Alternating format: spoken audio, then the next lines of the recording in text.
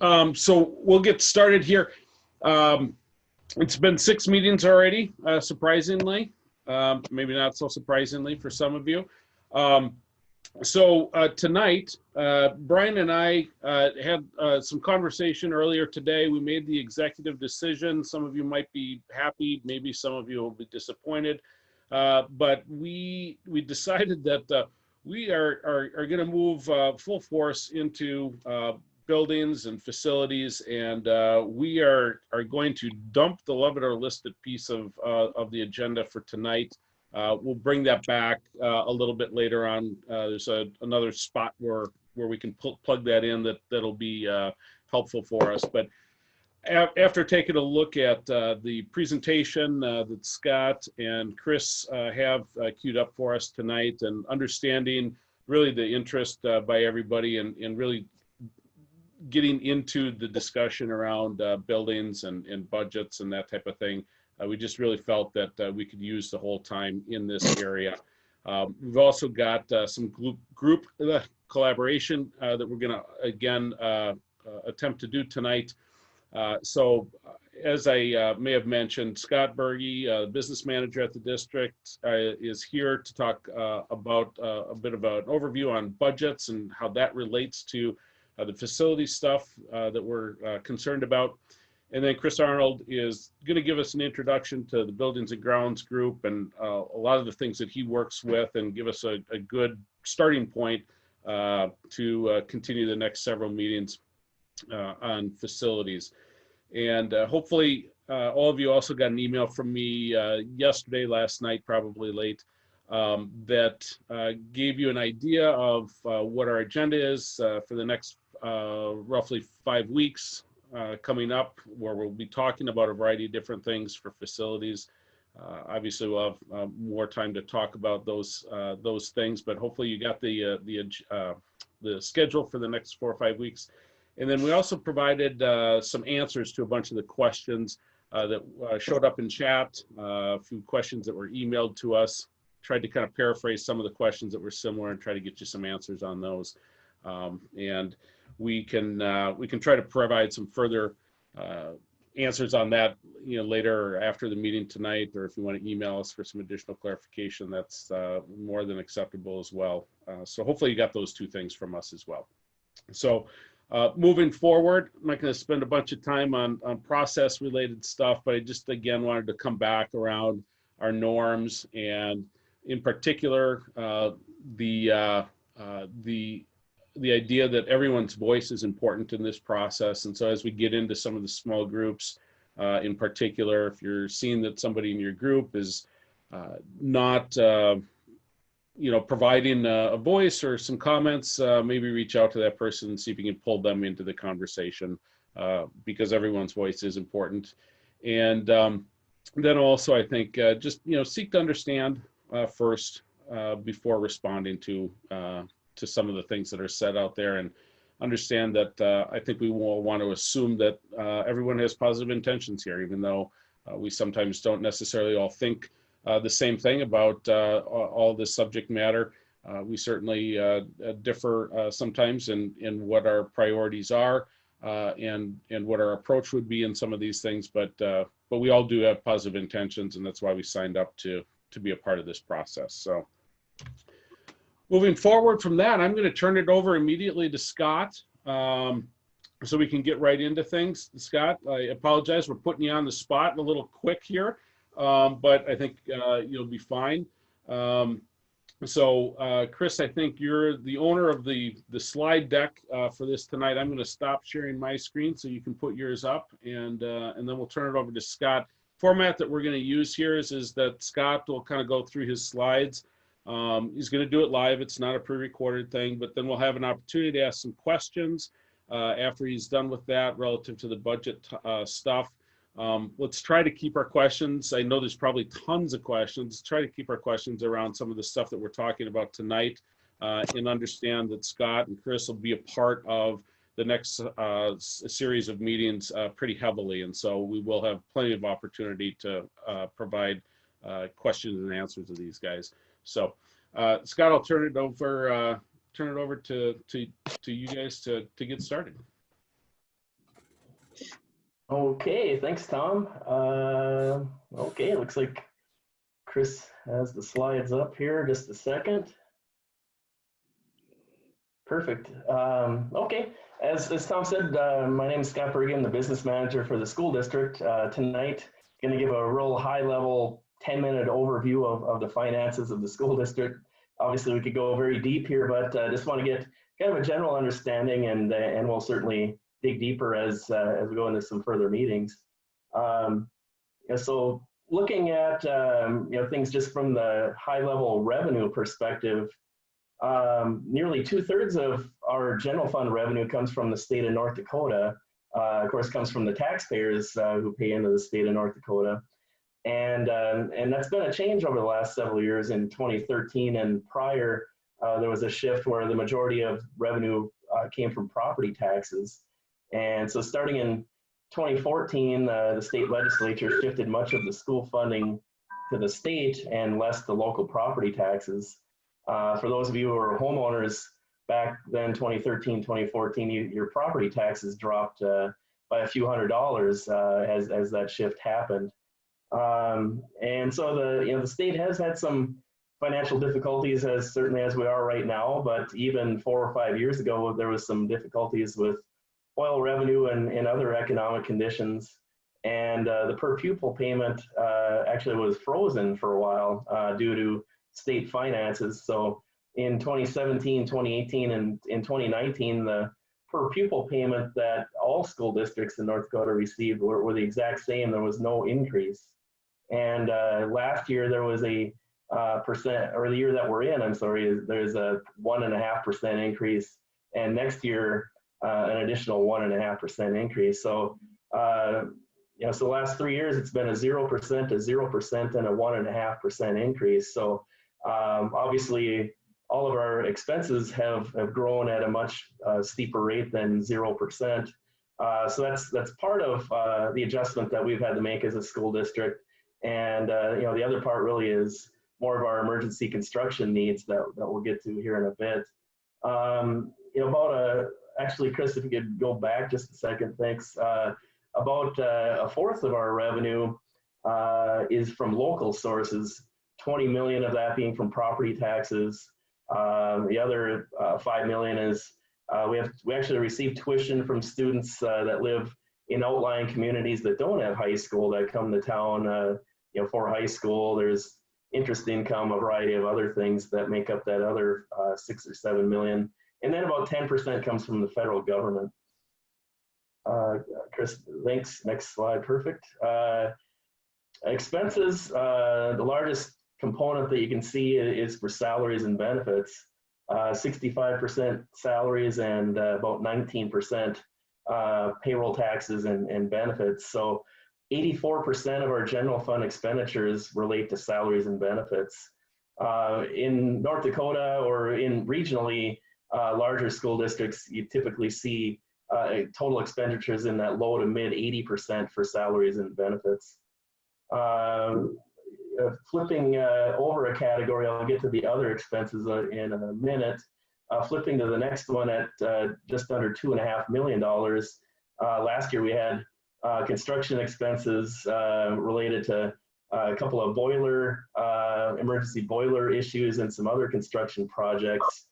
Normally these expenditures are paid by building funds and not general funds. I'll have more on that in a future slide here.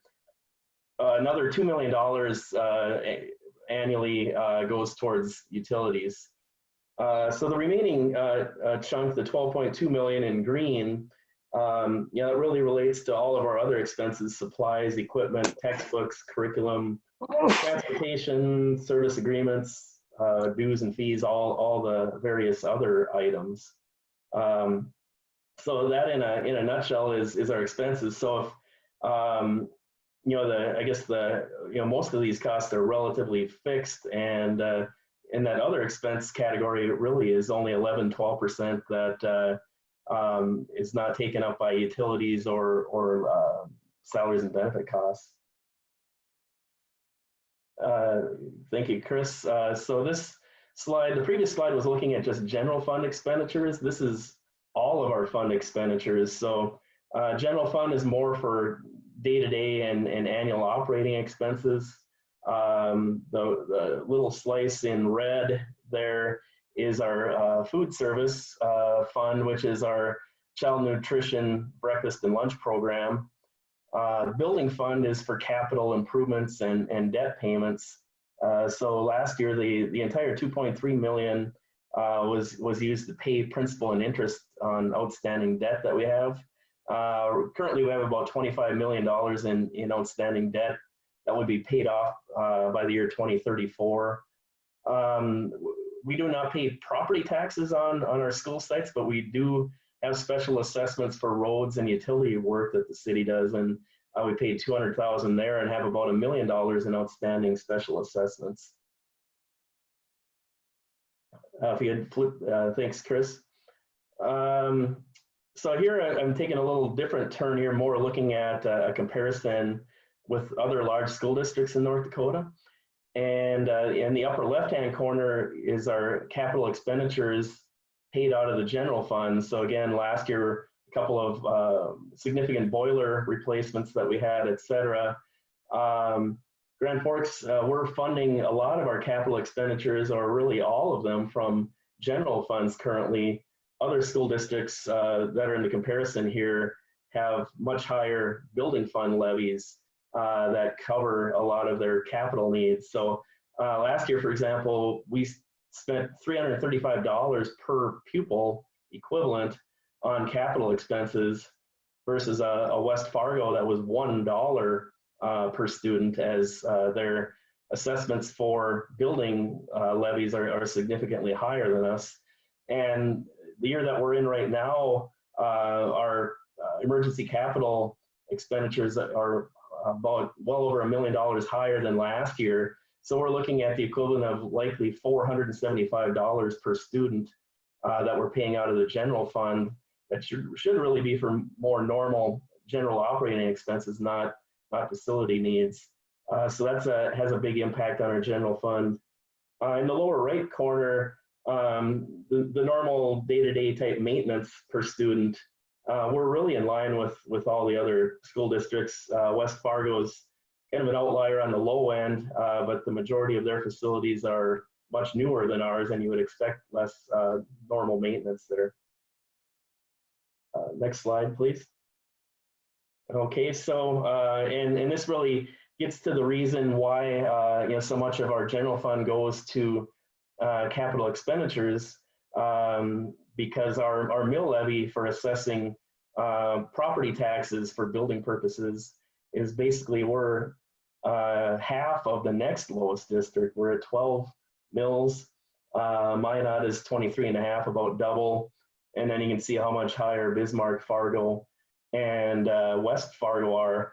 And a big part of that reason is Grand Forks, we've not had a referendum in roughly 30-ish years or so. So we've been kind of plodding along with a 10 mil building fund, and then we've got a special assessment fund of 2 mills.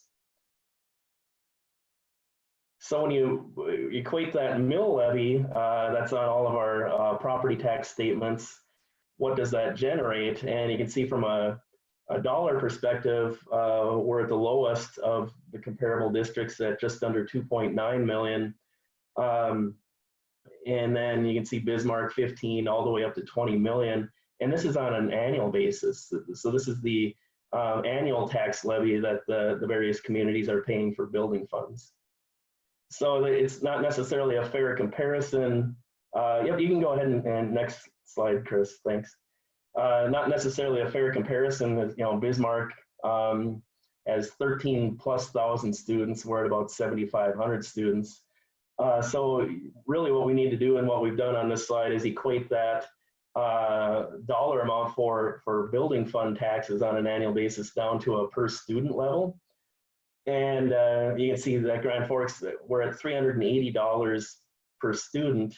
Minot's the next lowest at $645, et cetera. So to equate kind of an apples to apples comparison, in the box in the upper right-hand corner, I'm comparing Bismarck on a per pupil basis to Grand Forks. And so Bismarck's at 1174 per student. Grand Forks were at 380, so that's a $794 difference. In Grand Forks, we have about 7,500 students. So equating that Bismarck mill levy to our student population would be another $6 million per year. And so really part of the reason where we're at from a deferred maintenance perspective is we've had a significantly lower mill levy, than the other school districts for quite some time, which generates then a lot less revenue for us to make repairs and improvements. And so here we have a slide. I really want you to focus on the red part of the pie in each of the communities. That's the school district share. So basically this slide is breaking apart the entire tax bill for each of the communities down to the county, school, city, park, and a couple of districts have some other categories. But in Grand Forks, 31% of our property tax bills here in Grand Forks are related to the school district. And you look at all the other districts, the next lowest is 40%. Bismarck and West Fargo at 46%. And Fargo is over half of the property tax bill in Fargo relates to the school district, whereas less than a third does here in Grand Forks. Next slide, Chris, thank you. And so obviously, how is this impacting our finances? So continuing to operate status quo is not sustainable. What you see on screen here is the last 5 years actual, and then I'm trending that out with a 2 to 3% growth in expenses each year, in revenues and expenses, which the revenue side is going to be interesting with what the state legislature does next spring, and depending on how our economy does over the next 6 to 8 months. And then I've included $2.5 to $3 million in annual capital expenditures out of the general fund. This year we're going to be well over $3.5 million and so I'm actually projecting here a little bit lower levels than we're currently spending. So you can see back in 2014-15, we had a $20 million general fund balance. That's basically, when you get to the end of the year, it's the assets minus the liability, really the kind of the equity in our school system, which was more than a healthy fund balance. Stayed relatively the same through 2017, 2018, even though a couple of those years we had a 0% increase from the state, which again is 2/3 of our revenue. And then last year, 2018, 2019, you can see the big dip there, and then where we're going to be likely at the end of 2019-20. So that yellow arrow, we've gone from 18.1 million, and we will likely be below $10 million as a general fund at the end of this fiscal year, at the end of June. And a big part of that is over $6 million of capital expenditures that have come out of our general operating funds, because we don't have a comparable building fund mill levy to a lot of the other districts in the state. We just don't have other funds coming in to cover those our building type of expenditures. And even looking at the end of this year at a likely under $10 million level for our general fund, during the school year, our cash spend on a monthly basis exceeds $9 million quite often. So we're going to have a fund balance at the end of this year that is the equivalent of on a personal level having 1 month's expenses in the bank, and that's not healthy for us as a school district. A healthy fund balance is 15 to 20% of expenditures, which again would put us in that $18 to $20 million range that we had been able to attain up until the significant facility needs that have fallen upon us the last couple of years. So, so at a very high level and very quickly, that's where we're at financially and kind of what makes up the big building blocks of revenues and expenses. Thanks. I've got a couple of questions from the crew here. This is from Clark. I believe in 2014, the district took a 22% one-time increase from the 28% that the state tried to give back to property taxes. Is this the correct percentage? Clark, I would have to do some research on that. I've been with the district here about 1.5 years, so I would have to do some research on that. But that was about the timing of where we had the significant shift in funding for school districts. That the big shift from local to state. It reduced a fairly large reduction in in local property taxes, and then a much larger state payment. And that affected a lot of districts. Fargo is a unique outlier in that their school district incorporated before North Dakota became a state, so they're grandfathered in and can have an unlimited mill levy, and so that's one unique outlier. But sorry, I don't have a good answer for you right offhand here, Clark. Here's another question. How do property tax incentives or tax credits given by the city or the county impact school funding? Well, it certainly impacts us in the short term if there's for example, Simplot is working through a huge renovation or addition here in town with that huge refrigeration unit. So in the short term, by giving incentives, it does not increase the tax revenues that come to the school district. And it's not just the school district, it's also the city and the county are in a similar situation. So in the short term, there's no really minimal benefit from a revenue standpoint. It's more when that time frame runs out and that taxable value is significantly higher, and then our property tax revenues increase at that point. Along with a lot of the hope is that it also generates jobs and brings more people and other economic improvements to our community.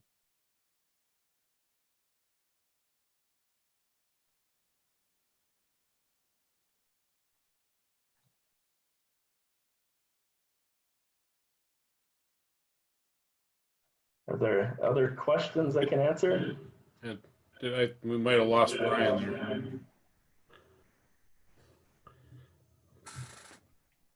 there. Scott, there's another question here about the city of Grand Forks operating cost compared to the school districts, and that they both have about 31% the share of a share, of property taxes.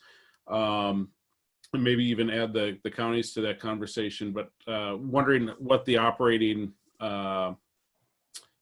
cost is between the city and the school district relative to those dollars that are taken in. And that's a good question. We each operate independently from each other. We're separate entities. So so for example, when you look at that pie graph, it's the tax amount on a relative basis. So yes, let's say if the city reduced their mill levy, their percentage of the tax bill would go down and others would go up relative. It's all kind of a relative equation. We operate again independently of the city and county. So their mill levies, et cetera, are not directly related to any revenue that we receive. It's really the main thing on that comparison is the reason Grand Forks is at 31% versus the other communities being much higher is that the school district property tax revenue and the taxes that we all pay as taxpayers are less here in Grand Forks than say Fargo, where the mill levy is 40 mills higher than ours for the building fund at probably 60% higher on that particular calculation.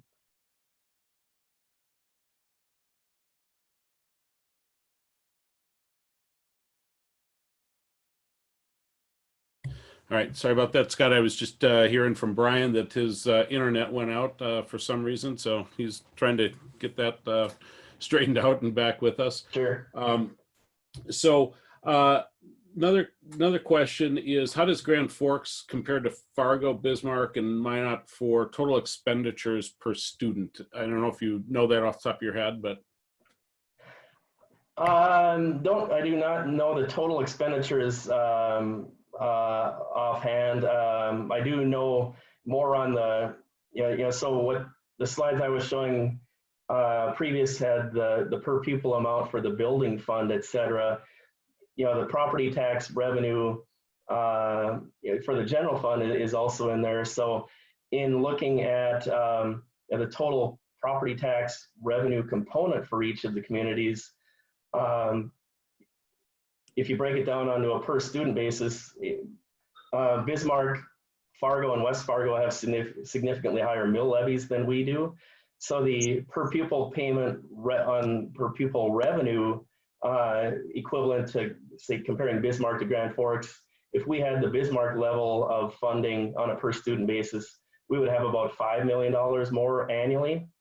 If we take West Fargo, it would be closer to $10 million per year, and Fargo would be closer to $15 million per year. The property tax revenue in Fargo on a per student basis in total is about $2,000 more per student than it is here in Grand Forks. And that really relates back to the majority of it relating back to their building fund mill levy being so much higher than where we're at. So we're at between a $5 to $10 to $15 million. We're behind the other communities between $5 and $15 million in property tax revenue on an annual basis. Operating expense wise, I don't have the total cost, but in looking at, say, teacher salaries and support staff, Grand Forks does, of the 5 communities, we do have, we're on the high end of teacher and support staff costs per student. And a lot of that does relate to, at the elementary level, we do, compared to the other school districts, on average, we have smaller class sizes than the other communities. So I know that's one thing, a lot of people have commented that they appreciate about the Grand Forks School District is smaller class sizes, but along with that there does come a financial cost.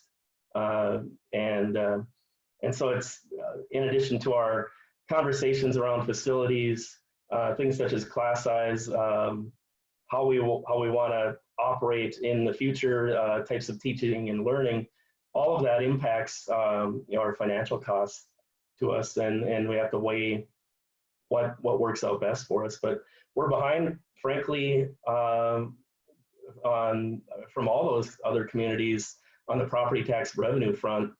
But from an operating, teacher salary per student, we're higher, again, due to our lower class sizes. We're 2, 3 to 5 students lower on average, depending on grade, compared to a couple of the other school districts.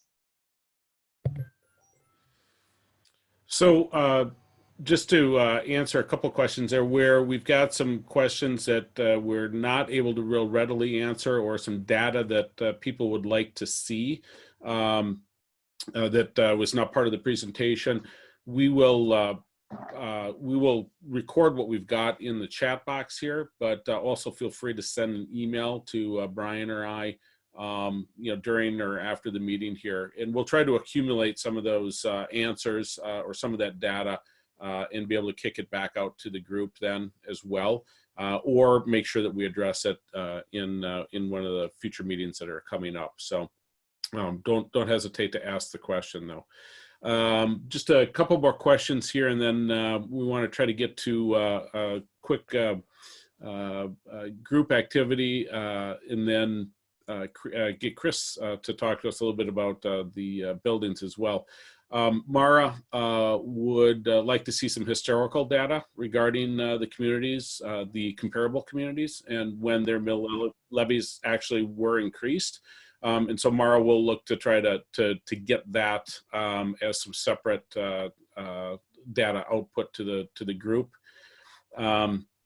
And let's see, John says he'd equate his thinking to the school district's operating costs are being higher or lower than the cities or vice versa. The counties would it be reasonable to change the share of the pie? Is that a change that can be made, or is it a difficult process? And so, you know, where we're 31 and 31 here in Grand Forks, you know, how difficult is it to go to 40% for the school district, Scott?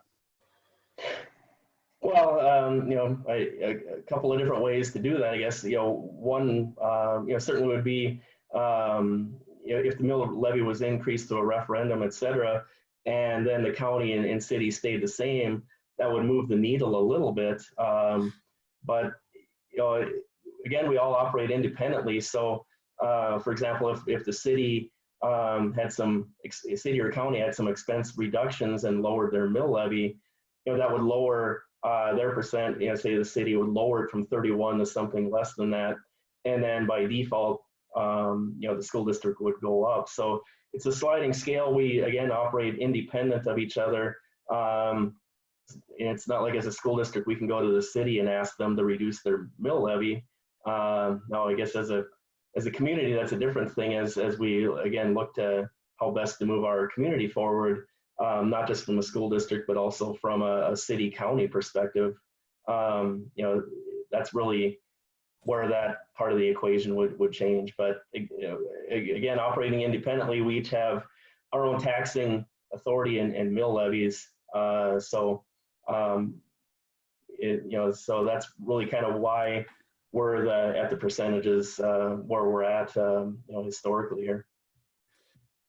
Right, and so relative to some of the tax impact pieces, we've got a whole meeting set up that we'll be talking about those taxes and tax impacts, and so there'll be more on that. We'll try to get you some additional answers on that relative to the property tax piece of this, just since I see quite a few of them coming up here now.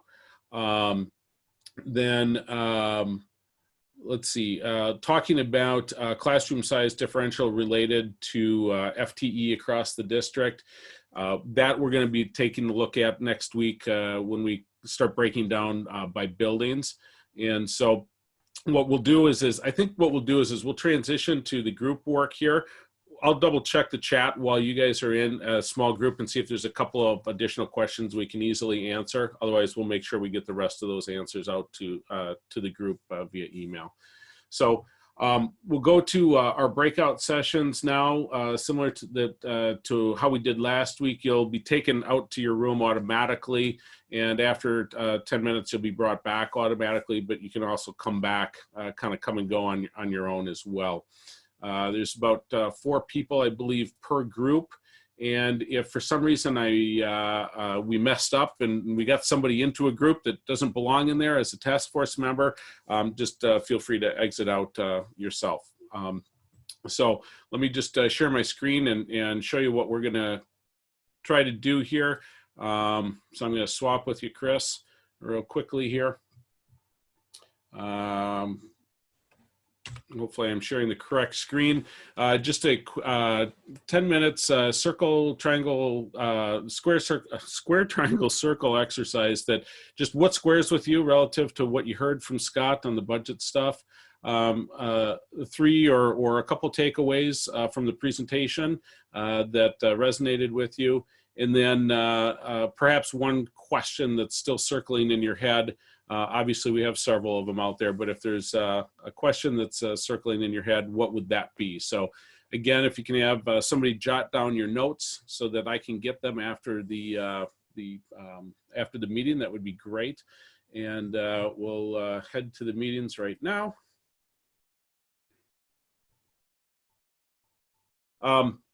We're going to go and we're going to get Chris's presentation.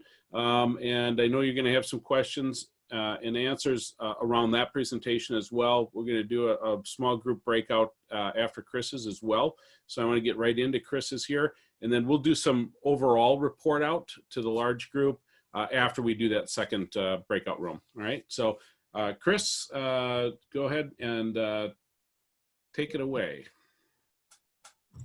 All right. Hello, everybody. I'm Chris Arnold, Director of Buildings and Grounds for the school district. So we're going to go on a little journey today. We're going to start with obviously a picture of a very ugly pipe.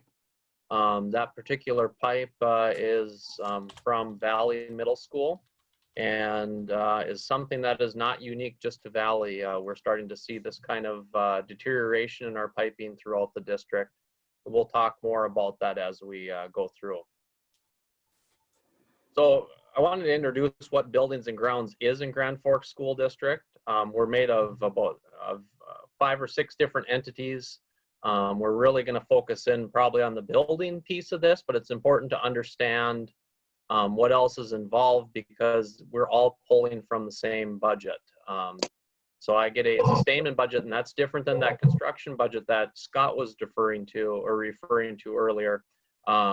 This is a budget that we use to maintain our buildings, our vehicles, everything else. So as you can see on the screen here, this is our first 3 areas. We've got grounds, vehicle maintenance, building trades, and then we've also got receiving.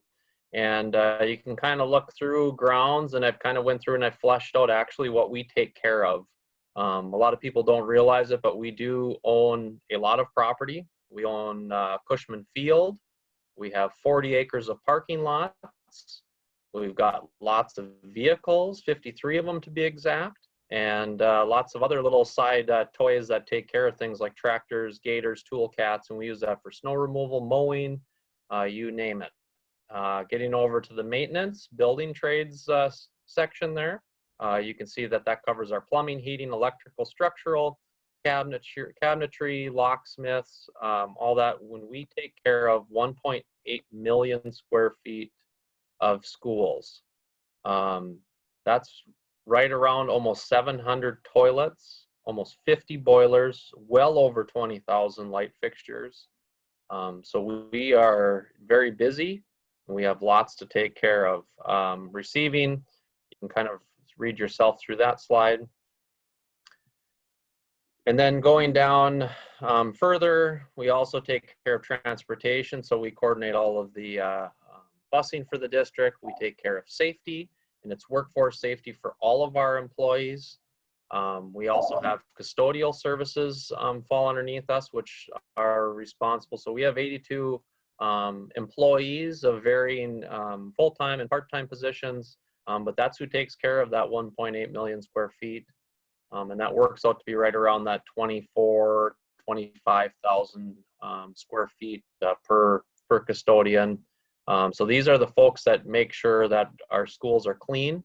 And as I'm sure many of you are aware today, that is going to become essential to what we do tomorrow when we open up. And then we also have print shop underneath our umbrella, and you can kind of get some fun facts there reading through that. Now, budgetary wise, which is probably where we wanted to head with this, the B&G budget, so on the far left, encompasses about $1.2 million. That budget covers purchase of vehicles, maintenance of vehicles, sustaining buildings, so fixing toilets, replacing doors, just working on general things that happen inside of our buildings, fixing glass. That also includes travel, training, repair of equipment, pest control, life safety, ADA compliance. It covers everything under the sun. It does not, however, pick up some of our snow removal. Some of our snow removal, we've moved to contracting out some of our larger areas because of difficulties really finding qualified individuals to drive payloaders and being able to fund that. So you can kind of see that breakdown. We've also got a safety budget. Our safety program is relatively new. We just actually hired our safety coordinator. She's been with us, gosh, we must be at a year here pretty quick, coming up in another month or two. But we are progressively moving that way, and that was a WSI, which is basically workers' compensation driven decision. And then you can kind of see that custodial breakdown. We don't buy supplies out of our B&G budget, but we do buy like equipment. So we repair it, we buy new stuff. And if you have any idea what equipment costs for custodial, a carpet cleaning machine that you typically would see when you're at a building they're driving around, those can cost anywhere from $15,000 to $25,000. Some equipment can go upwards of $30,000 depending on how fancy it is. And that's the type of equipment that we have at our high schools and our middle schools. Looking at Grand Forks School District, breaking it down by each level, we've got 11 elementary schools, 3 middle, 3 high schools. I know everybody thinks of Red River and Central. We also have Community High School, and that's a leased property. That is not included in the average age or the total square footage underneath that. And then we also have Twining, which is out at the Grand Forks Air Force Base. And I purposefully left that separate because Twining does not play with the same dollars that the school district in Grand Forks does. These are 2 separate districts, but yet are together underneath one umbrella. So you can kind of see the average age of our elementary schools about 1970, middle school is about 1971, and our high school is 1947, which probably is shocking for a lot of people. But you do need to remember how old Central is and how relatively new Red River is. It was a 1970s building, and we have an early 1900s building. So that value really is the average between those 2. So going way back to the beginning, before SiteLogic was brought in, Dr. Brenner had initiated a kind of a group led discussion, and it quizzed the community and some other entities to develop what is truly important as for the schools. You know, like what do we want to see out of each of our buildings? And there was really 3 pillars that stood out on top after a lot of meetings, and it was equitable schools, it was safe schools, and having learning spaces that were valuable in those schools to support the teaching and learning environment. So when we think of facilities and equitable buildings, we talk about accessibility, ADA compliance, elevators, bathrooms, having proper egress paths, HVAC, indoor air quality is extremely important, not only for health, but it also is extremely important from a learning aspect. As we continue to increase, we want to see those kids increase and grow and have the optimal potential to learn. That indoor air quality is critical. It's an extremely critical component in that piece. So, and then we also have electrical systems, and then space, which at a lot of our buildings, you know, our newer buildings have lots and lots of space, where our older campuses are very cramped. I mean, think of a Central and a Red River, where Central is very much compartmentalized and where Red River is very spread out. 2 different complete concepts, each unique in their own right. Talking about safe buildings, one of the most important things that we think of pre-COVID was clearly active shooter events, and it's still something that we should be considering going forward. So having secure entrances, making sure all of our campuses have security cameras, making sure we have good access control systems. And when we say access control systems, it's anything from having fob access doors that we're able to lock down immediately, to having systems where parents, as they come into the building, they fob themselves in with their driver's license, so we know who they are and if they're allowed into the buildings, and then also linking that to the people that need to know. And then obviously our fire systems, which are critical to our life safety function. And the fire systems have really evolved over the years to begin to include mass notification, which is a critical function when we start talking about events that can happen inside of a building. They could be a tornado drill. Those systems are tested monthly. They're inspected by the fire marshal, highly reliable, and really systems we need to have in every one of our buildings. So going backwards, looking at projects that we have completed in the Grand Forks School District, I've joined the district coming up on 3 years in October. When I walked in the door, the project at Winship Elementary, so I don't know how many of you are aware, but Winship's boiler failed, I want to say sometime in the late winter, previous to 2018, 2017, somewhere in there. That boiler failed. The school board had to pass an emergency declaration, and we ended up replacing that entire heating system with a brand new HVAC system over there, and that project cost $1 million. That really was the first pin to begin to fall. And as we'll look here, this is just kind of a look back, and we'll drill down deeper and deeper here. That was really the first critical sign that our support systems that are critical for building, just building maintenance and making it safe, so it's warm, it's dry. That was the first pin to fall. And then we had Central fall, and then we had Schrader fall, and now we have, you know, other buildings that are right on their heels as well. We've got South that came to a screeching halt. We've got Phoenix that's there. We have Twining that's there. All of our buildings are old, and their heating systems were not addressed during the flood, if you remember that. A lot of them were just updated.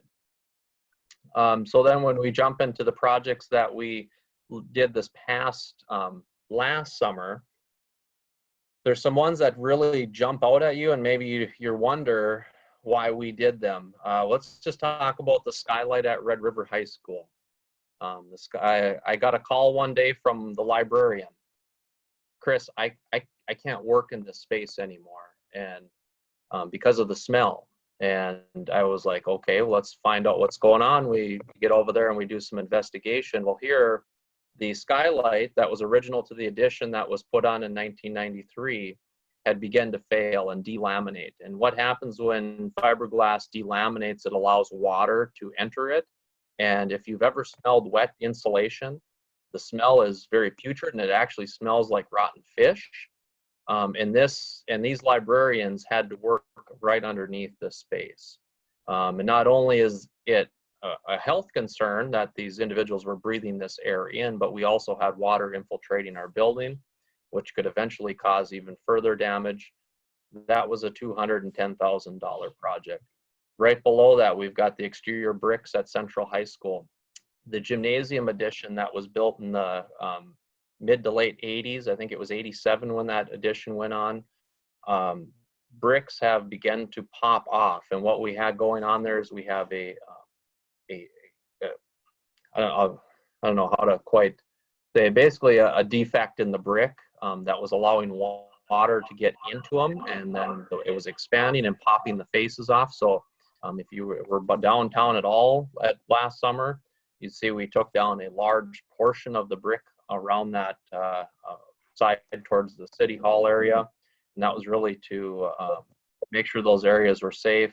We've got Schrader's boilers on there. We've got windows at Ben Franklin that are literally falling out. They're original to the 1954 and 57 edition that went on at Ben Franklin.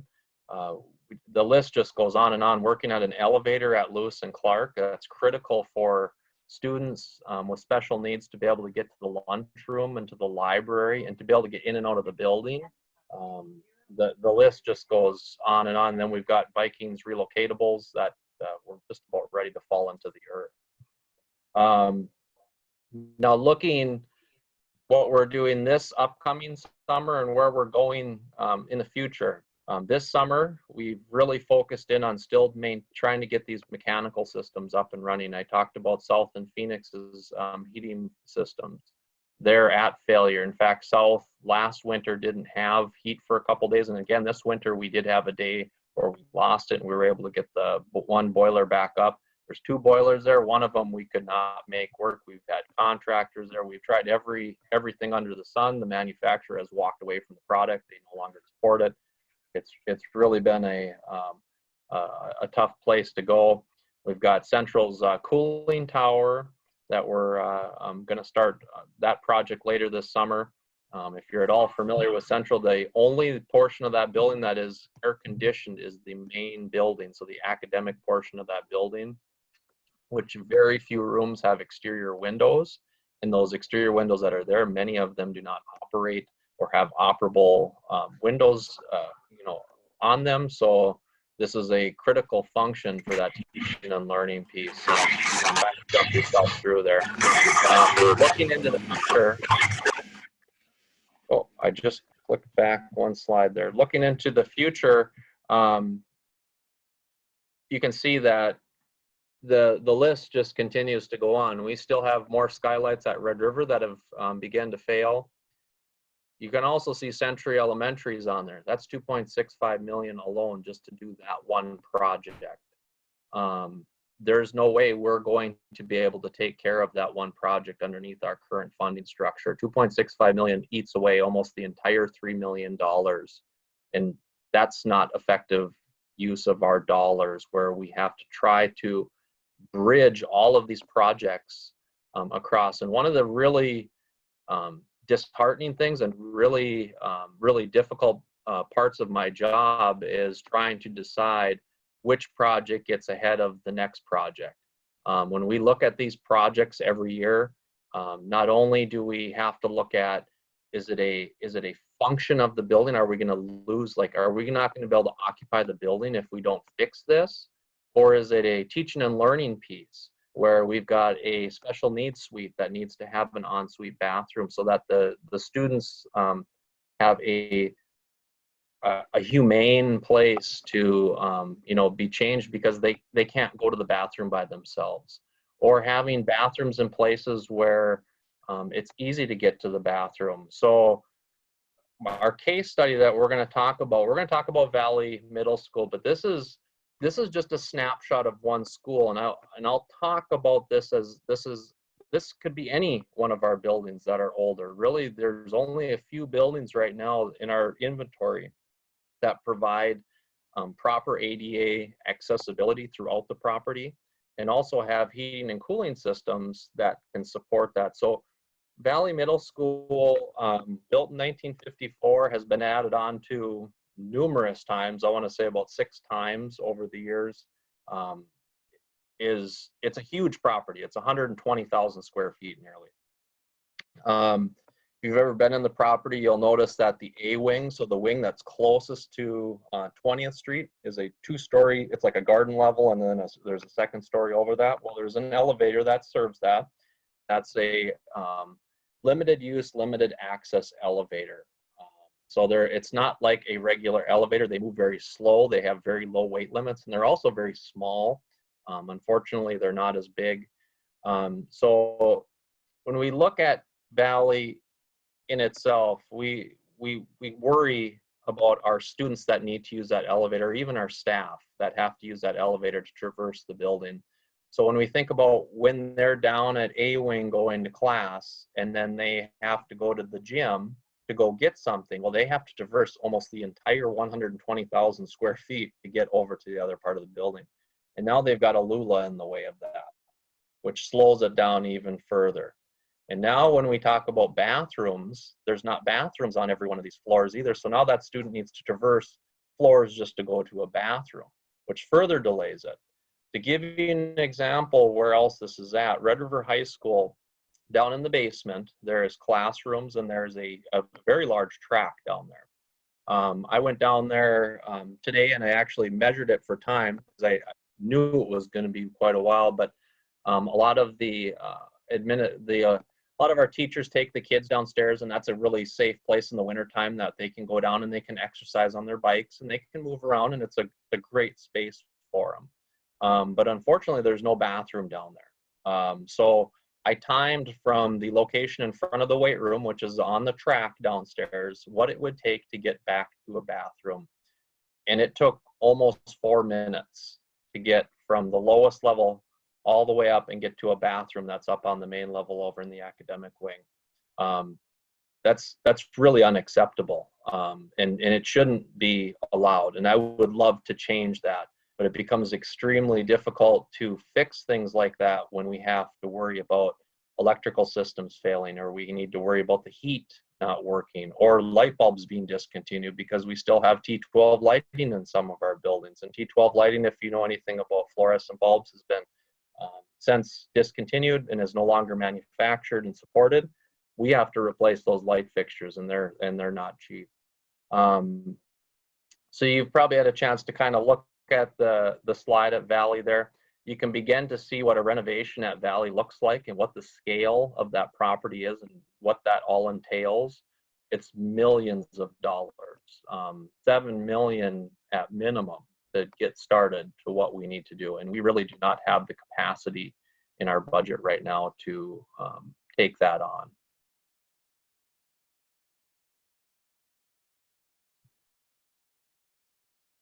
And that's all I have. So I don't know if there's any questions.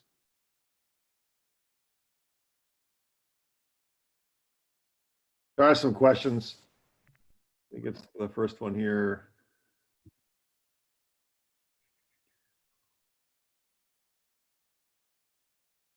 Hang on a second here. Has there ever been discussion about sharing certain equipment needed by both the park district and the school district rather than each owning their own? Yeah, we do partner with the city of Grand Forks and also with the parks on a lot of our stuff.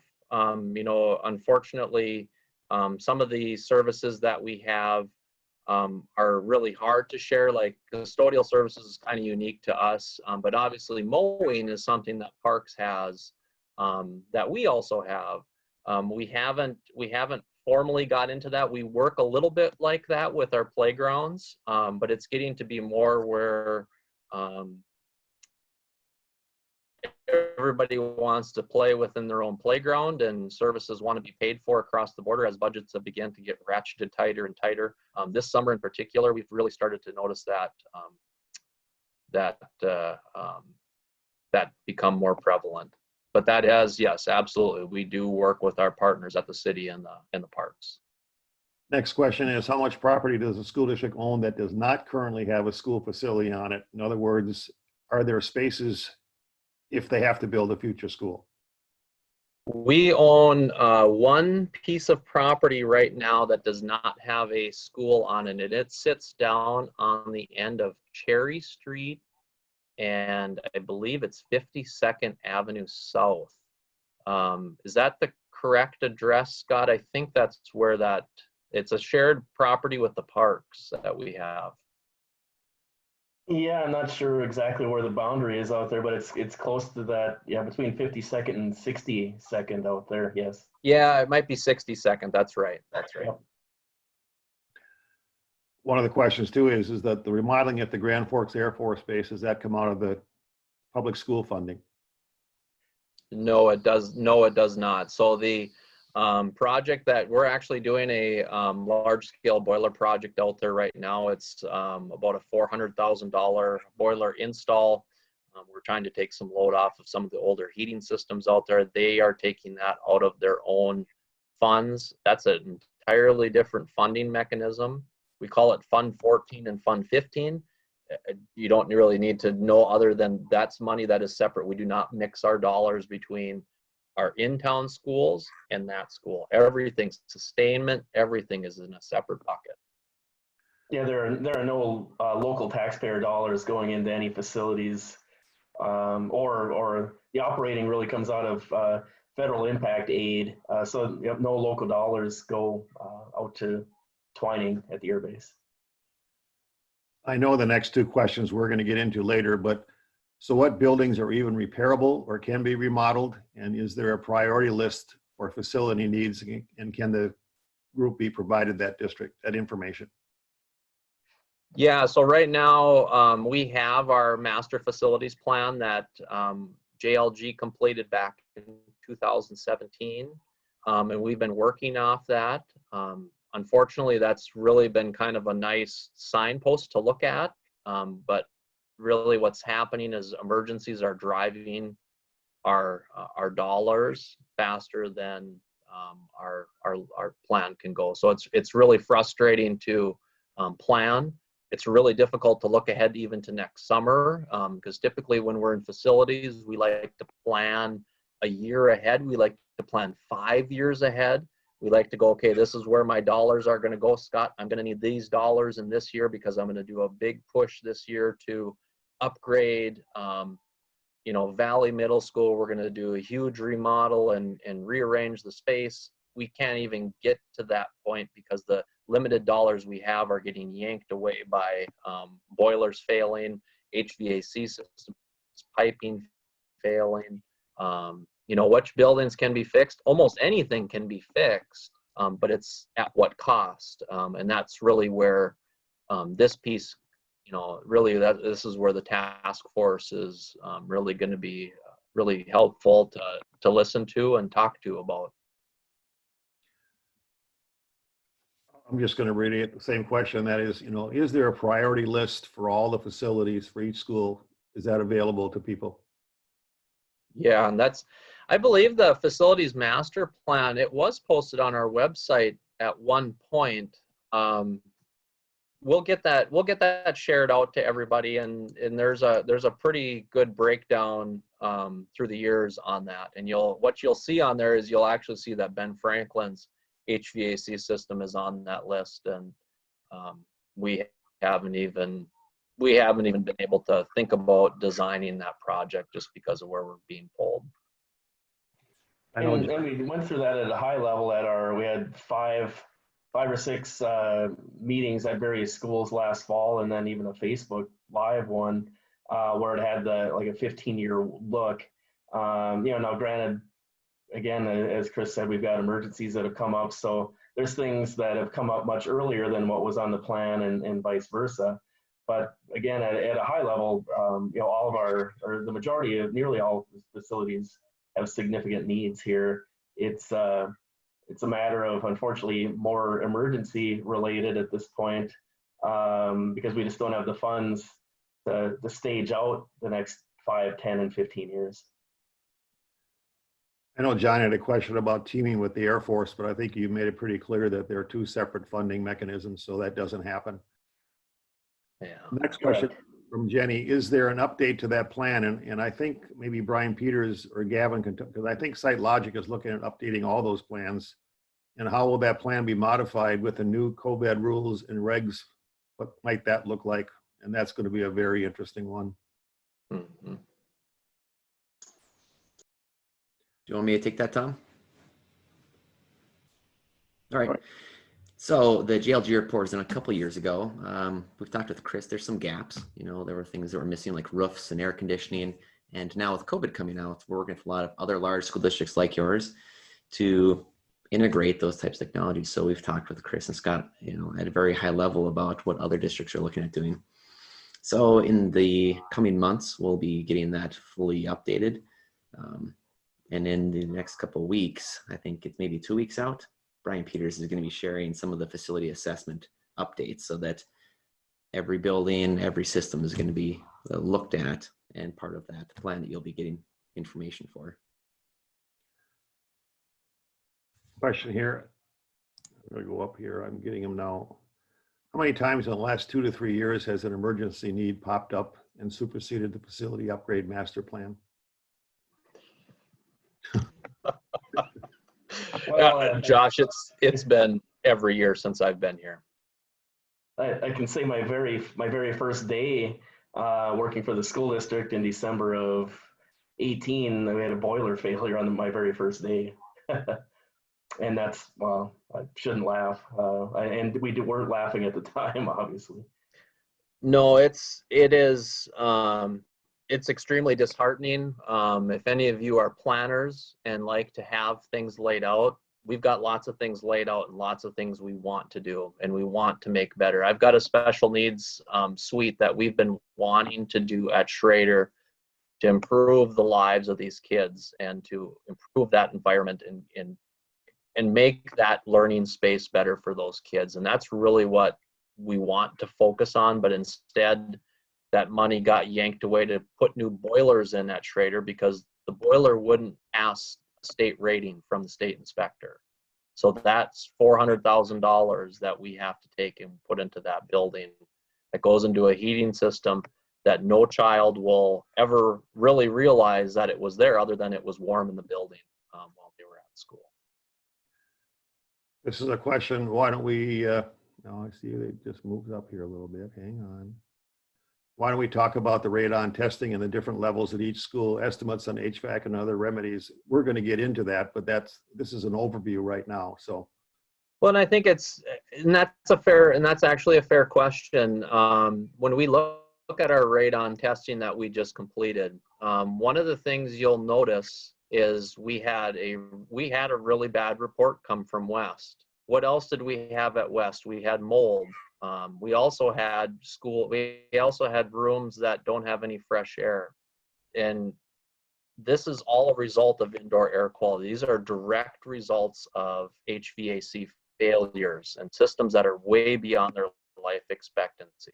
This has a direct impact on those kids. In fact, it has had such a direct impact that we got them out of that building and got them into a building that's safe, and provides the air changes that is recommended. And really, to leapfrog on top of that comment, when we look at COVID now and how are our schools going to respond to this, we need to draw in much more fresh air, because as we know, the virus is in the air for as many as 3 to 5 hours after somebody has left a space. We're going to need to increase those outside air changes in those classrooms in order to keep people safe.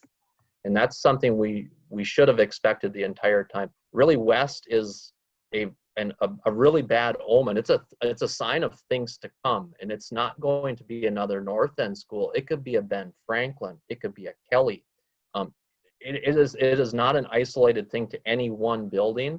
This is something that is spreading in our district, and until we get ahead of it, we're going to continue to play catch up by just replacing boilers and putting band-aids on little things, and that's never going to get us. We're never going to get ahead of the game playing like we are. And just to add to that, I think all the questions on radon testing and some other things will all be covered by the engineering assessments that yet to come. So that will be a more detailed report. Next question was, are we near a point where things like HVAC boilers we cannot service at a school in time that makes school either unsafe or unusable due to not having funds? I think you mentioned that we're at that point in many schools right now. Absolutely. You know, we're trying to get ahead to where we can plan and fix things. The problem is to fix these next pieces. Like when we look at just a school like Ben Franklin, Ben Franklin's an approximately a 50,000 square foot facility that's all fed by steam lines. Those steam lines are original to the 1955 and 57 additions that were on that building. All of that needs to come out. We just can't put a new boiler in there and walk away and say, geez, look at what we did. We got a new boiler into that building. That isn't going to fix it. We got to get rid of univent heaters inside those classrooms. We got to increase those air exchanges that we're bringing into those classrooms. So we got to bring in a lot more fresh air, which means an entirely new HVAC system, which is really expensive, but much warranted. We need to move that way.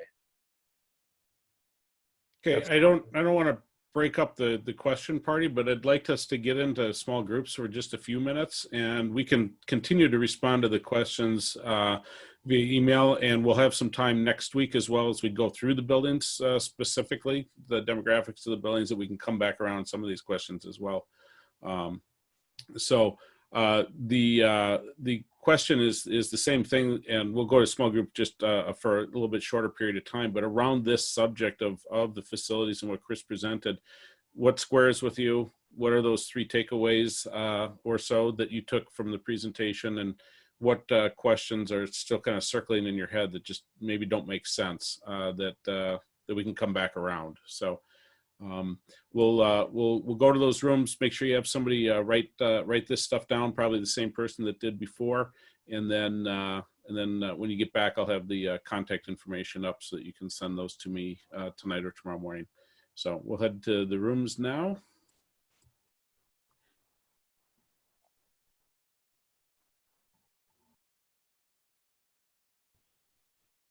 Okay, so looks like everybody's back out of a room. Hopefully that's true.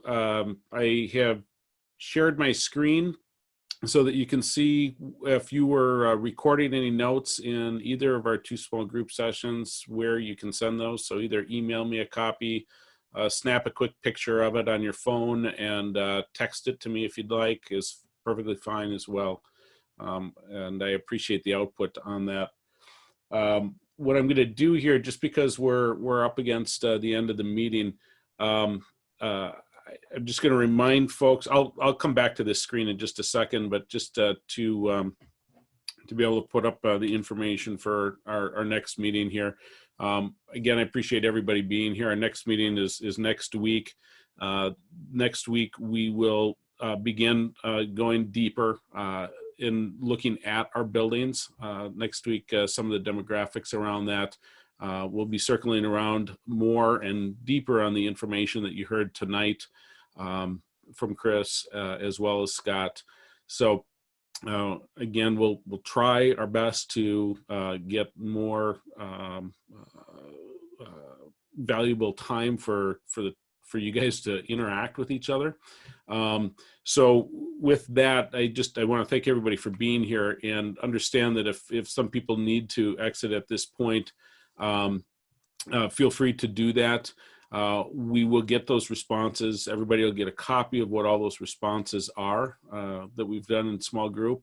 But if you do want to hang on for another 10 minutes or so, we'll kind of go through and provide some output to the large group, and as an optional thing.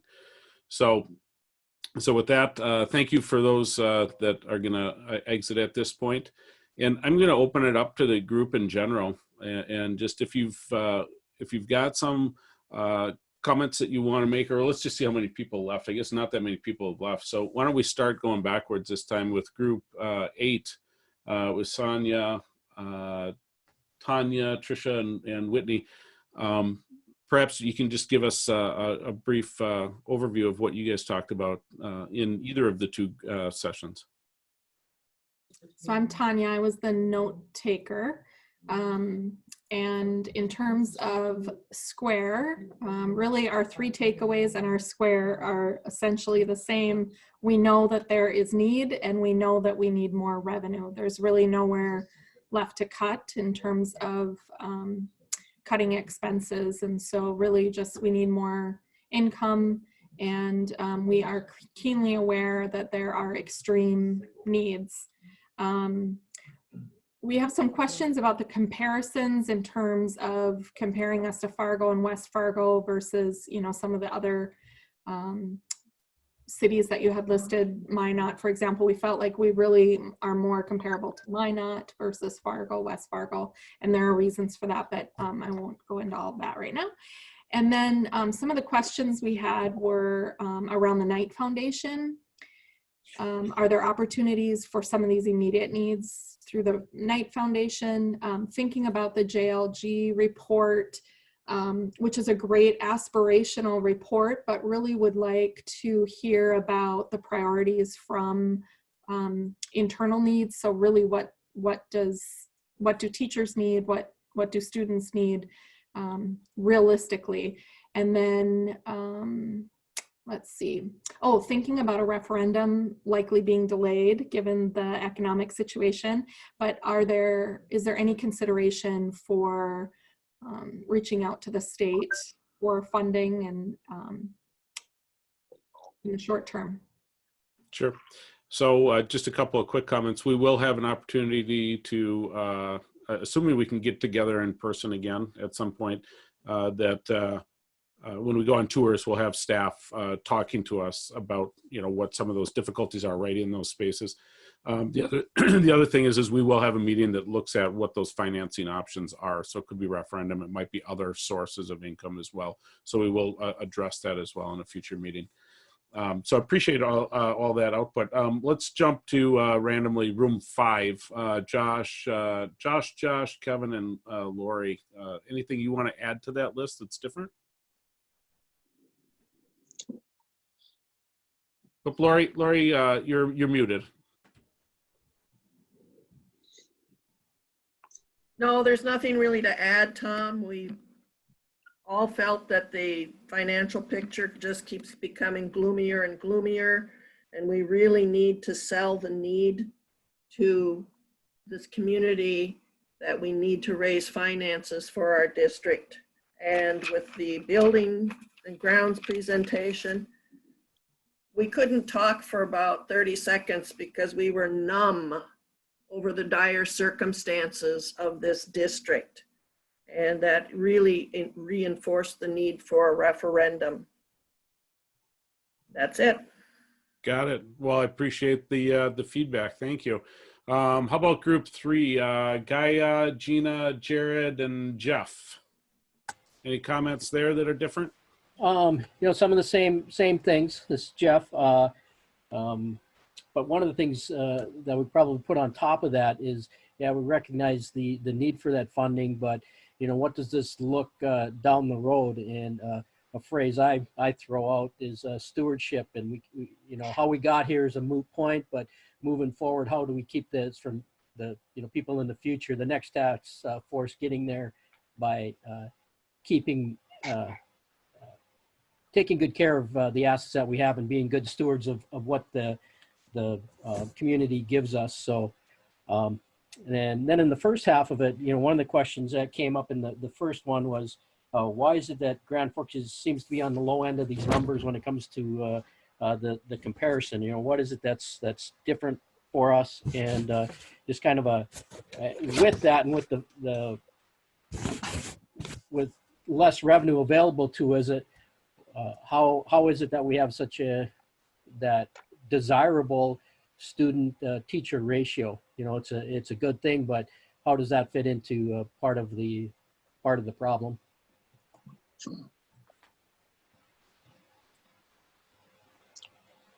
Got it. I appreciate that. Thank you. Try to get everybody's picture back up on the wall here. How about group 4?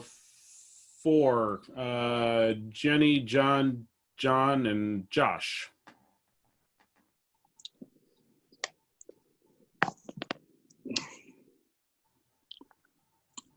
They may have left. The rest of them, this is John.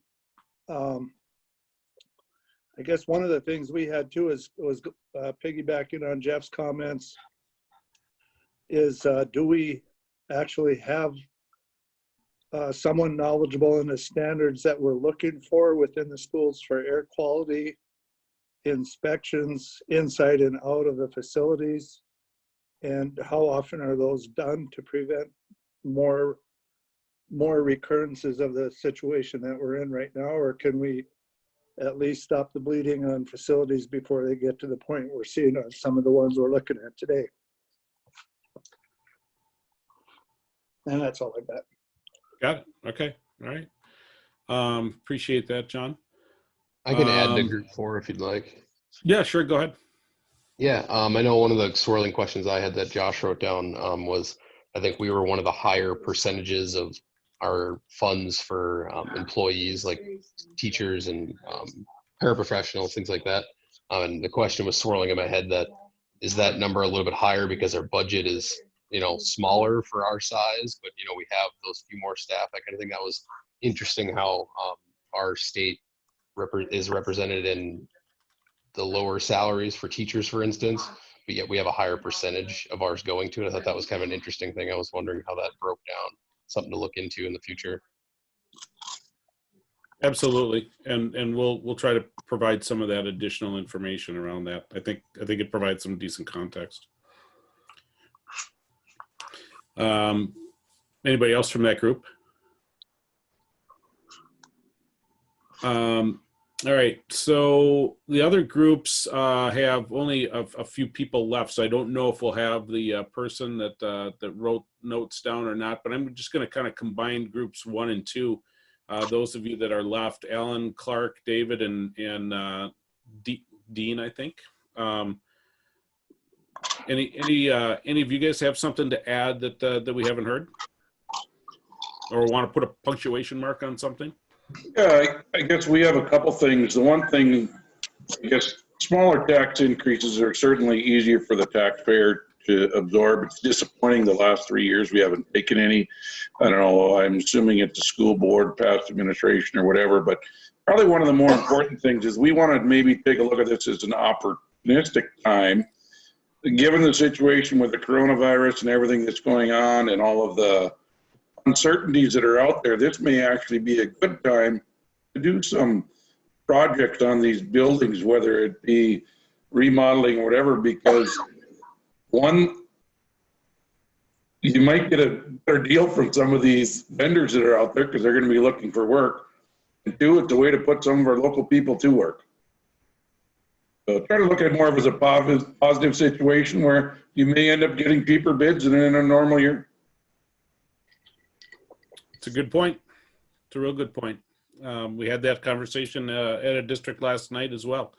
And so I think doing that probably requires a good plan, though, so that we make sure we're getting the best value out of the dollars. And so regardless of, I guess, whether we do it now based on that principle, or if we end up having to wait, certainly will have to wait on some of it. What does that plan look like? And I think that's eventually what we'll get to here in this group as well, as kind of what does that plan and priority look like. All right, let's see. Anybody else in that groups 1 and 2 want to try to comment or put a punctuation mark? All right, so then I'm going to jump down to Lee and Myverson is the name you've got up there. I'm not sure if that's if that's where that comes from exactly, or if that is your name. I apologize, but anyway, Lee or Myverson, you guys want to add something to the conversation here as well? Well, our group, one of the things that we were kind of surprised by was the low percentage of our taxes that go to schools. And I think that public perception is way different. I think they think the majority of our taxes go to schools. So I think informing the public about, some of the revenue issues is really important. And then we also talked about priorities for upgrading things and how hard it is to do it all at once, but it's equally as difficult to try to guess what needs to be done next. So we certainly got a little more insight to what the problems are. Well, if you'd share your crystal ball with us, it'd really help. All right. Can I jump in, Tom, real quick? Yeah. I don't know if you were done or not, sir. Were you done? Okay, here we go. The biggest thing we as a group, a couple of times that we talked, is the perception out there in the public is that all these taxing entities, they're kind of in their own corner and they're not working together, right? A lot of taxpayers I talk to on the street, they just lump us all together, and if one, whether it's the city, the school district, the county, if they're spending money on stuff that people don't agree with, then when the other entity comes along and says, hey, we got all these problems at the schools, well, you should have managed your money better. That's what I hear. And I think this task force, when we talked about it in our group, we talked about how the taxpayers probably have a much different view of how dire things really are than what we're privileged to see on these reports. The everyday citizen probably doesn't realize that just about every school has very, very important things on top of any COVID-related things that are coming down the pike. We also discussed what the role of the task force is here going forward versus the school board. At least myself felt we need to really hone in on some of these things to give an accurate recommendation or recommendations to the school board, not just a bunch of stuff, here you go type deal. And there was some discussion in our group about whether or not that was our role or not. I feel like we need to get the best information together to give to them. The other thing was communication. We feel like we've kind of lost our way a little bit as far as we're getting in the meat and potatoes of this stuff, some great reports from people here today. We take that information and we kind of drill it down. Some of the things that we saw in there were like, and I don't think it was on this report, but West, we talked about $1 million or so for a new HVAC for the radon. I'd heard that maybe at another meeting. And then like 2-point-some million at Century, which Century is a fairly newer school. I'm sure there's a reason for what's going on there, but to kind of know the ins and outs, drilling down as to what these things really mean, maybe later on in the next few meetings, we'll get into that, especially with the radon. But I think the biggest thing is as a task force, what are we really looking to present to the school board at the end of this journey? I know it's stated clearly what our purpose is, but so many things have been moving around since we started.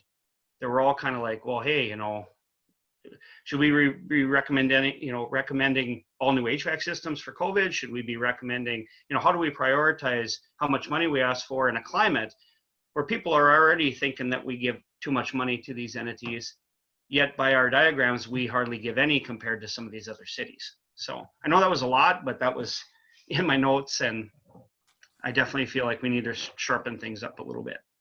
No, I appreciate that, Lee. One of the things that I think I'll try to do is come back around what you said, just in a general terms, what is it we're trying to do? And we talked about what our scope was essentially, but I'll try to bring a couple of examples of what that end looks like. So we've got an idea in our head of what we're kind of shooting for. And that might help from that standpoint. And then as we go through, we're going to try to funnel down into a lot of this detail. But as you can see tonight, there's just so much there that unless we met for 3 years, I don't know that we would actually see every piece of detail. So what we have to do is just take some of it in generalities, do some of the studying on our own offline, and then try to do the best that we can with it in the time that we've got allotted. So appreciate that. Anyone else have general comments? I covered all the groups. We're time is it about 8:20, so we're obviously a little bit over. I appreciate the folks that stayed on, that wanted to stay on, but if anybody else has just got a general thought you want to give, otherwise that's really the end of our meeting tonight, and we'll come back and talk about buildings and demographics next week, and then assessments the following week. So I appreciate that. We didn't send a survey last time because we had all conversation with everybody last week, and we'll send a survey out again this week. One of the things that was a suggestion from a task force member that we're going to bring in, had a conversation with them, and allow you guys to provide some questions on some things that you might want to learn from your fellow task force members. And so instead of us always coming up with the questions to ask you and then providing the output there, we're going to give you guys an opportunity to also suggest some things that you might want to find out from the task force. And so I'll probably include that in the survey this week, but also we'll try to have a short group session where you can talk about what some of that information is you'd like to learn from the task force members yourself. So I thought that was a real good suggestion from one of you guys that I talked to today. All right, so with that, we'll end for this week. I appreciate you guys all being here again and bearing with the circumstances that we're in.